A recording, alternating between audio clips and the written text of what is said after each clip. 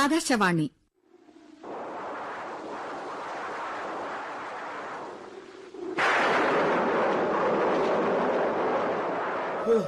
എന്തൊരു കാറ്റും മഴയുമാ ഇത്.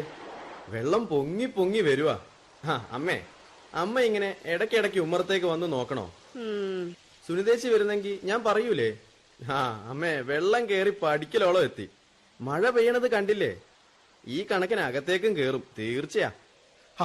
നിനക്കത്ര പേടിയാണെങ്കിൽ മാളികയിൽ കയറി നോക്കിക്കൂടെ? ഇവിടെ ഇരുന്ന് നോക്കിയാലാ കാണാൻ രസം. ഗോപി കാലത്ത് പോയതാണല്ലോ. നേരെ സന്ധ്യ ആവാറായി. വിവരം അറിയാത്തതുകൊണ്ട് മനസ്സിനൊരു സ്വസ്ഥതയില്ല. ജാനകി, വെള്ളപ്പൊക്കത്തിലൊന്നും സുനിത ഇങ്ങോട്ട് പുറപ്പെടില്ല. അവൾ അത്ര ചെറിയ കുട്ടിയൊന്നും അല്ലല്ലോ.